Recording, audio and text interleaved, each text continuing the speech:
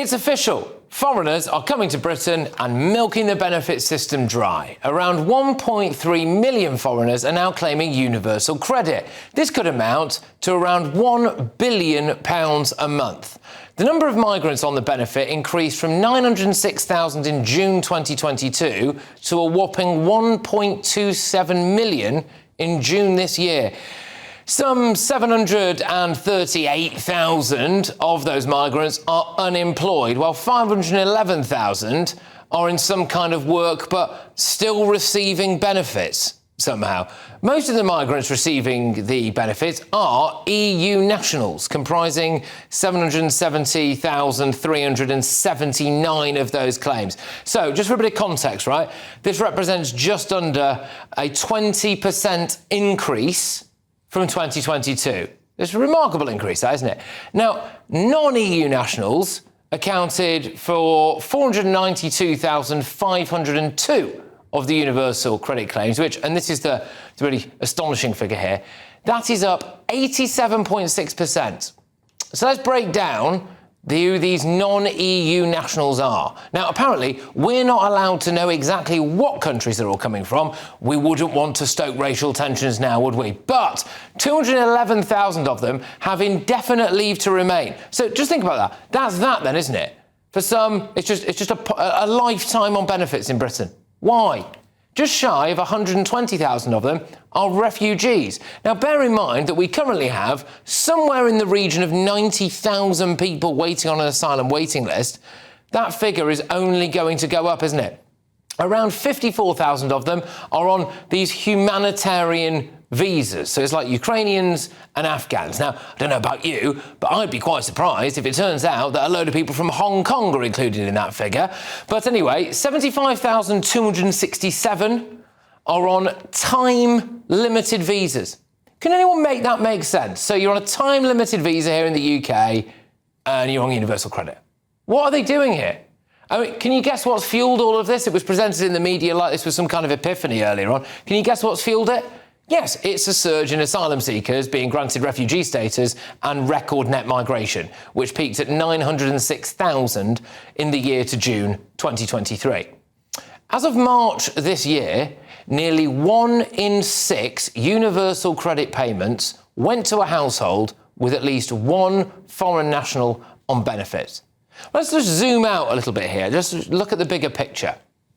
A source of tax revenue working people pay, their income tax. Haven't increased taxes. And ending the tax break. £1 billion of unfunded tax cuts. And so the tax break for your taxes, right? This is where it's all going. So our very own Matt Goodwin tweeted this earlier. You give £1 billion for the French to not police our border, £6 billion housing subsidies for foreign-born people, £7 billion to resettle around 24,000 Afghans, which was, by the way, as we're going to talk about, in a secret scheme that we weren't allowed to know about, £12 billion a year on universal credit for foreigners, billions on migrant hotels and accommodation. You spend about another 140 million on translation services. The list goes on. Now, I'm just going to say it. Why on earth are any of these people here? This is why your taxes are going up. Do you want to save a boatload of cash this summer, wherever you have a trip planned? The one thing you're going to need is access to the internet and on the go. And you can do that easily with Saily. Hit the link in the description to get 15% off your first eSIM plan ready for your trip so you can browse to your heart's content. Saily gets you a local SIM card you can use when traveling so you don't have to pay those crazy roaming fees just to send a message or check the latest news. Now, they've got plans in over 160 countries, 8 regions, so pretty much everywhere, wherever you're going, they'll be able to make sure you're connected. So how does it work? All you've got to do is this. Hit the link in the description to download the app. It will work on iOS or Android. Buy a plan. You can choose an amount of data and time frame that suits you best. And then just install the eSIM on your phone. When you land at your holiday destination, you can activate your plan instantly. And if that wasn't enough, Saily eSIMs only ever have to be installed once. So when you go on your next trip, you just buy a plan for a new country, turn that eSIM back on, and boom, you're back watching me on GB News. I'll be using a Saily SIM on my next holiday because it's actually faster than some of the hotel Wi-Fis. You can get unlimited data if you want, so you can scroll away to your heart's content. And when you leave the hotel, you don't have to do that annoying thing of Wi-Fi hopping because you've got constant connectivity wherever you go. And they've got 24/7 support as well and a full refund policy if your eSIM isn't compatible. So get sorted for your next trip. Download Saily using the link in the description below. And if you use the code NEWS at checkout, you'll get an exclusive 15% discount on us. So click the link, download Saily, and use the code NEWS at checkout. Let's get thoughts on my panel. We, of course, have writer and broadcaster Esther Cracky, Reform UK councillor for the Epping District Council, Jamie McIver, and journalist Jonathan Liss. Jamie, I'll start with you on this. The universal credit for foreigners in this country, do we just have to stop it? Of course we do. It just has to stop. And that is the bottom line here. Because if you think about it logically, we are told all the time, particularly by people on the left, that, you know, these people coming to work, they're contributing to our society. Actually, no, they are sucking resources from the British state at the expense of the British people. And it has to just stop. There has to just be a blanket, no benefits for migrants that come to Britain. Would you back that, Esther? Well, I mean, how can we... The thing is, we've cheapened what it means to even be in this country, let alone British citizenship. The fact that many of these people are on indefinite leave to remain and can still... Why would they even get British citizenship? And the vast majority are from EU nationals that are probably... Like, I mean, there are only like 2 or 3 countries that have more generous benefits than ours do, but yet they have much stricter rules to actually getting those benefits. So really, they're getting a better deal than they would in their countries in the EU anyway. And so there's no incentive to not get the benefits, and there's no incentive to become a British citizen, because why would you bother if you'd still be entitled to it? I mean, it's common sense. You can't go to Dubai as a worker and then claim benefits there if you're having a hard time. It's ludicrous. Well, Jonathan, you know, that idea there that as of, I think, was it March this year or May, 1 in 6 universal credit claims are basically for a foreign person. I mean, that's unsustainable, isn't it? Well, look, I mean, I don't know how many of those people have lived in Britain for most of their lives, for example. I mean, if we're going by sort of citizenship, you know, passports don't always tell you very much.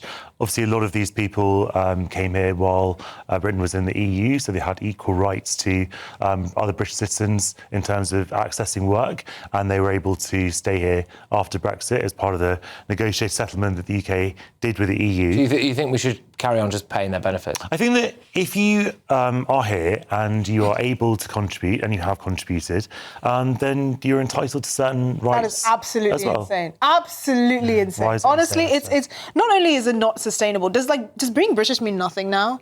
So it's literally like a hotel. Just come and go as you please. So far as you sort out your residency status, like, you're fine. Have a couple of kids to shore up. Because what does that mean? Because you know that the Court of Human Rights is never going to kick you out once you have kids, especially kids that don't like spicy chicken nuggets. Apparently, that's how. Not that again. That's completely debunked. That ludicrous claim. Britain is the best country in the world. To live here is a privilege. To use our state services, which are world class, despite them being heavily broken, as we know, we have got world class. Services for our citizens, and the fact that people do come. Well, I was just about to say residents because actually you don't feel like they're the best. But what is wrong is that people, like you say, are coming to this country and it's straight away, here's my bank details. That's what it must be like. Who do I give my bank details But if we're supposed to buy the argument that they come here and they work and they contribute, then why are so many of them on universal credit? If that's the logic. Well, this is why. Hold on. That's because we have a low-wage economy and people are on benefits while they're working. Stay in their own countries with people work on benefits. This is why in countries like the UAE, which again people don't want to compare, if the argument is these people are here to work and they're economically beneficial, they don't get benefits. It's really that simple. And they don't pay tax either. Hold on. People, again, it's ludicrous. Anyone who looks at the numbers, the actual proportion of people, this influx we're saying that actually come to work, which is less than a third of them, how many dependents they bring, how much of our public services that they use, it is as clear as day that they're taking more than they're putting into the system. Even British people, unless you're earning about £60,000, you are still taking more than you put into the system. So I don't know why we're pretending like they're a godsend. It's ludicrous. Can we is there any chance we might be able to bring up that Matt Goodwin tweet that I showed in the monologue there? Just because I think it's quite interesting, really, because Matt Goodwin lists a variety salt. Well, you say statistics with a pinch of salt. I mean, Okay, what are your statistics? I mean, every single one of those. No, I'm happy to hear it. Like, I'm literally happy to hear an alternative. Well, there we go. So, look, I'm just going to rattle through this again, right? So, this is the state of Britain at the minute, right? So, £1 billion on UK/France deal there for them not doing anything about the small boats crisis. £6 billion on social housing for the foreign-born. £7 billion for the 24,000 Afghans. And we're going to come onto that later, by the way. That is absolutely ludicrous. We found out today that the government, successive governments, I must point out, are responsible for one of the largest scale cover-ups that I can see in modern British history, which basically involved importing a load of Afghans into Britain and then lying to you about it. Then we've got £12 billion a year on universal credit for non-UK nationals, £15 billion in accommodation for refugees and asylum seekers. I mean, that's before you've started on the cost that it must take to educate their kids and give them free healthcare and all of that stuff. Look, you look at that, Jonathan. I mean, why on earth are we about to pay more tax for that? We don't think those Afghans should have been resettled in the UK after they worked for the British and their data was compromised. Twofold. Largely, no. Secondly, I don't think we should have been lied about it. I mean, that's probably the biggest scandal. Look, I think there was a super injunction because those people. We're going to talk about that. We're going to talk. Sorry. The biggest scandal here is when you look at those data. I was in a council meeting today. We were told that we can't widen a motorway in Essex, which is going to cost £1.5 billion because there isn't any money, nothing in the coffers. And then you look at that data, you could have widened what? I mean, God, I didn't add it all up. How many motorways could have been widened? I still keep going back to the winter fuel payments. £1.5 billion that was supposed to save. And yet you look at that list. The VAT on private schools, it's now costing us more to educate kids that were privately educated. It's ridiculous. I do want to get Jonathan. Sorry, the only reason I cut you off about the super injunction is because we're doing that at 10 p.m, so I didn't want us to shoot our bolt early on that, as it were. But when it comes to that list of things that we are splashing the money around, and it's all for people who are not born here, who are just poncing off the state, right? I mean, are you willing to pay more tax for that? Look, I'm not interested in where people have come from. I'm interested in what people are seeking to do here. And claim the majority of people are not here to claim benefits. They're here to contribute to our society. Right, so what about the ones that are? And if they have the right to do that, then I think... And it's not... There's a complete myth, Patrick, that people are coming straight... Go on. Coming straight off the plane or the boat and going straight into benefits. I can't even believe that's an option. You carry on. It sounds ridiculous, like coming off the boat. Are we seriously at this point? It's an expression. This is indefensible. There is no... this is why I say, and I'm not saying you're a representation of the modern left, of course, you have your own opinions, but this is this is unjustifiable. There was a debate in Parliament about cutting benefits, which, of course, if we have to trim the public spending, fine. Anybody, regardless of where you are in British society, is looking at that and thinking, we've lost our blood. Conceivably, we could have saved, which, again, people on the left are not willing to talk about. So those people on the left, of the Labour Party, which were consigned us all now to more tax misery, thanks to bullying Rachel Reeves into tears in the House of Commons, they were very reluctant to say that you could shave £1 billion a month off that welfare bill by stop giving universal credit to foreigners.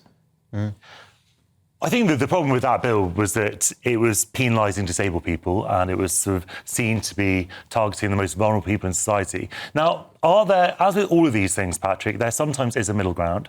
And is everything perfect with the benefit system? Of course not. Are there things that can be tweaked? Yes. And I kind of feel the problem is that we come on these programmes and I have to be in my left-wing silo and everyone else in their right-wing silo, and no one can agree, kind of make any kind of concessions this isn't left or right. to the other side.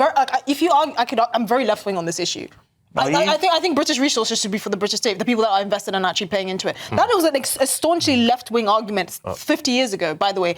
I've never heard you argue for increased benefits on people. I'm sorry, I don't believe we should be taking benefits from British people. I've never heard you argue for increased benefits on people. I'm not talking about increased benefits. Well, you just said you have a very left-wing approach on this. No, I'm saying we should not be spending £200 billion on foreigners in this country. That's not left or right-wing, that's just common sense. Just final words, Jamie, on this, and then we'll move on from it all.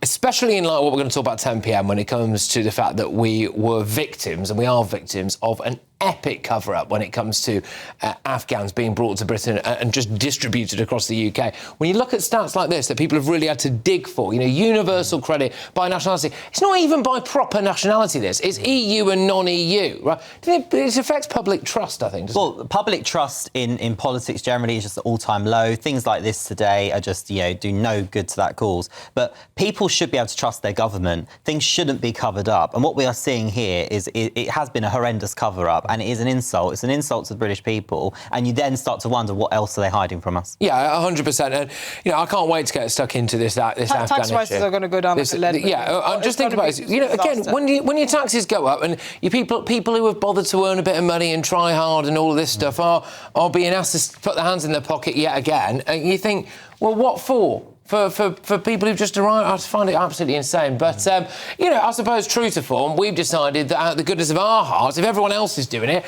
we'll give you something for free as well. 54,321 quid to be precise.